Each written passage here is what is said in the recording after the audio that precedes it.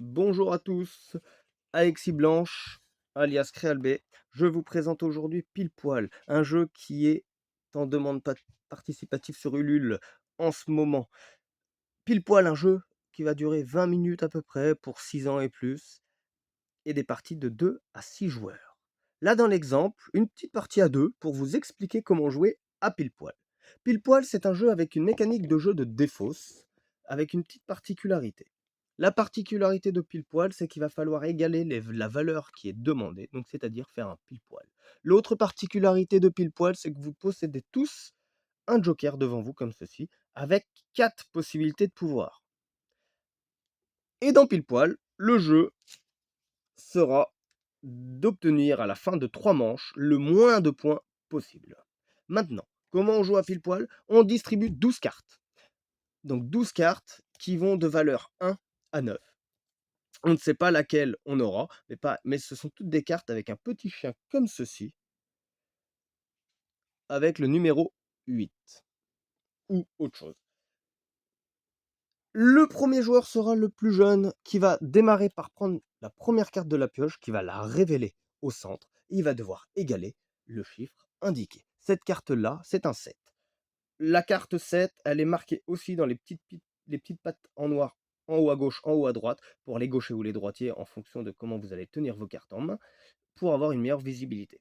Bien évidemment, ces cartes-là seront illustrées après par un illustrateur, mais j'ai besoin de vous pour ça.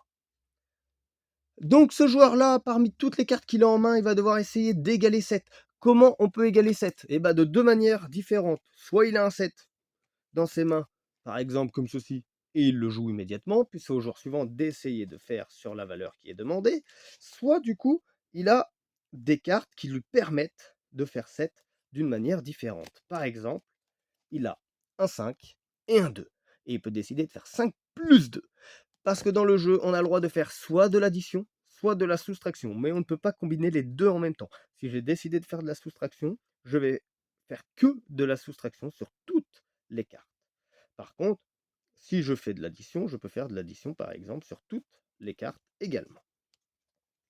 Donc le joueur décide de faire un 5 et un 2. Ensuite, il a le choix. Soit il met le 5 sur le dessus, soit il met le 2. C'est lui qui voit, par exemple, il met le 2. Eh bien, le joueur suivant va devoir égaler 2 de la manière qu'il veut, soit en soustrayant en fonction des cartes qu'il a, soit en additionnant. Si un joueur, à un moment donné, ne peut pas jouer, par exemple, lui, on va dire qu'il va pouvoir jouer, enfin, on va dire, on espère, il fait un 3 et un 1. Il fait 3 moins 1 et il met par exemple le 1 sur le dessus. Moi, je ne peux pas jouer. J'ai plusieurs façons. Soit ce joueur-là ne peut pas jouer, il décide de jouer un joker. En jouant un joker, par exemple, il veut jouer celui-ci.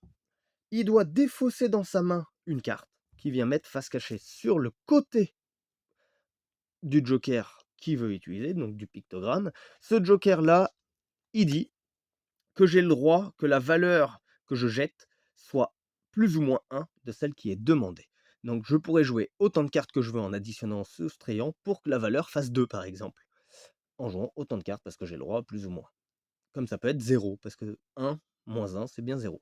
En haut, on peut mettre n'importe quelle valeur, c'est un joker où je peux mettre n'importe quelle valeur ici. Par contre, une seule carte. J'ai le droit de mettre qu'une seule carte qui n'est pas de la même valeur, par exemple le 9. J'ai le droit. Et en plus de ça, je choisis un joueur qui pioche une carte. Ça lui fait une carte de plus. Mais moi, je suis dans l'obligation de jouer une carte de ma main ici. Pour jouer ce pouvoir à droite de la carte, ce pouvoir de droite signifie de jouer toutes les mêmes valeurs.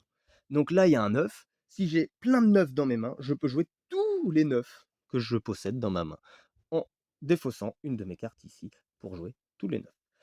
En bas, c'est presque la même chose, mais là, on joue toutes les couleurs identiques. Vous allez voir qu'il y a 3 couleurs sur les cartes, des fonds de couleurs. Là, c'est une bleue. On a celle-là, c'était une rouge, et il possède également des vertes. Eh bien, toutes les cartes de la même couleur, je peux les défausser. Ce sont des pouvoirs très puissants, mais en même temps, à utiliser de manière stratégique. Pourquoi? Car à la fin, tous les points comptent. Si un joueur finit sa main, il a fini sa main, il donne 3 points à tous les autres joueurs. En plus de ça, une carte joker posées autour de notre carte, c'est égal à un point à la fin de la manche.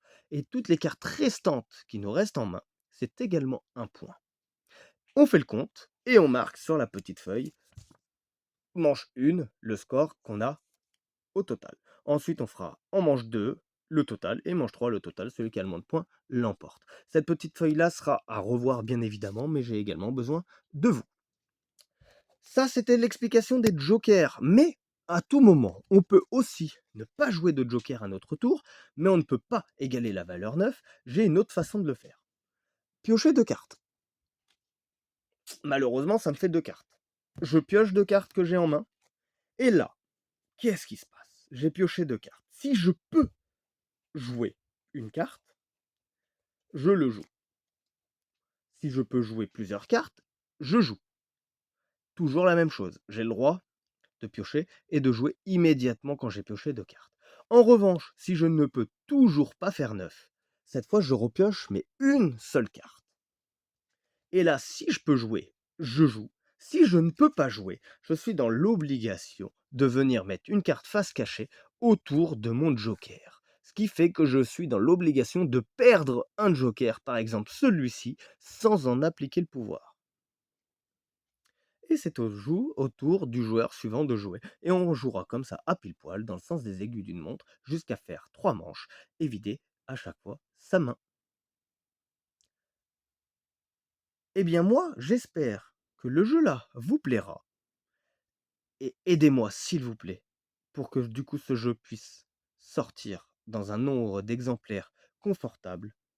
Et puis je suis présent sur plusieurs festivals dans les régions pour le faire tester. Et moi je vous dis à très bientôt et merci pour votre aide. À bientôt.